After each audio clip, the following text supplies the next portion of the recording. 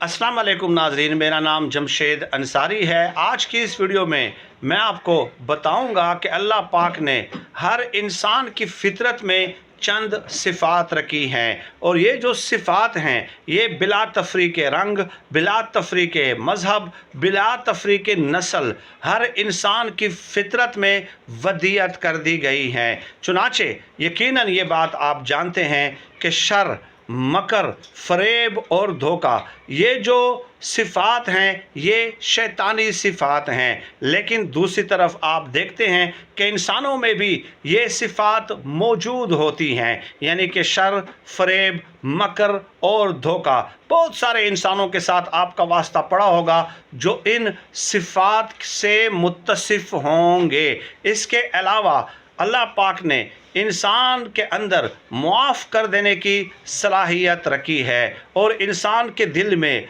रहम का मादा डाला है, और इसी तरह एक इंसान जो है दूसरे इंसान के दुख पे दुखी होता है। ये रोज़ाना की बुनियाद पे यकीनन आपने मुशाहिदा किया होगा।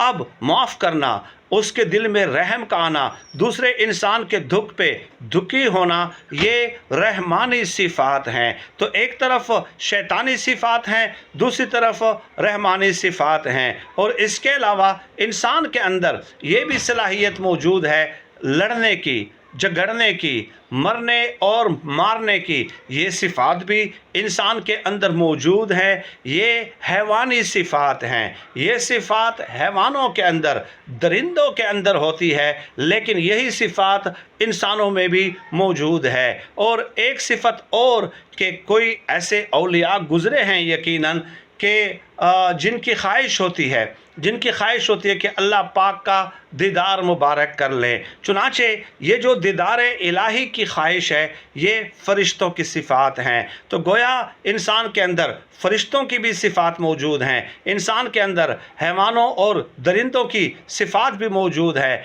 इंसान के अंदर जो है शैतानी सिफ़ात भी मौजूद हैं, इंसान के अंदर रहमानी सिफ़ात भी मौजूद हैं। अब इन तमाम सिफ़ात को देने के बाद अल्लाह पाक ने इंसान को अक्ल और शऊर भी अता किया। चार सिफ़ात, चार मुख्तलिफ़ सिफ़ात तो दे दी, लेकिन अक्ल और शऊर भी साथ दे दिया कि वो अपने अक्ल और शऊर की बुनियाद पर इन सिफ़ात में तमीज़ कर सके। चुनाचे अब इंसान के पास ये इख्तियार मौजूद होता है, उसके पास ये फ्रीडम है, उसके पास ये आज़ादी है कि उसने इन चारों सिफ़ात में से किस सिफ़त को इख्तियार करना है। इंसान अपने अक्ल और शऊर की बुनियाद पे ये तय कर सकता है कि किन सिफ़ात को इख्तियार करके, किन सिफ़ात को एडाप्ट करके वो अशरफुल मखलूक़ात के ज़ुमरे में आ सकता है। चुनाचे अगर कोई इंसान अपने आप को पहचान लेता है,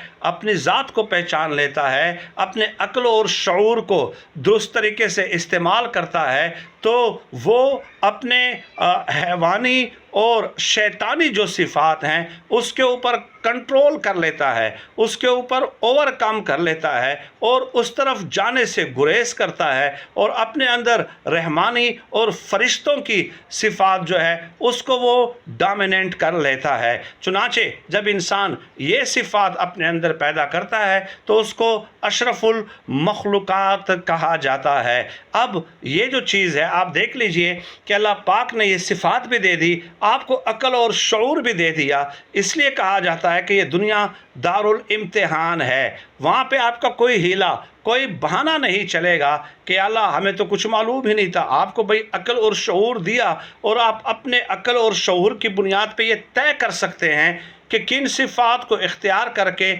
आपका मकाम क्या होगा, आपका ठिकाना क्या होगा। डेफिनेटली अक्ल और शऊर इस बात का तयन बआसानी कर सकता है। चुनाचे यह अब आपका इख्तियार है। अब इस बहस को अगर पूरा समेट दिया जाए तो अल्लाह पाक की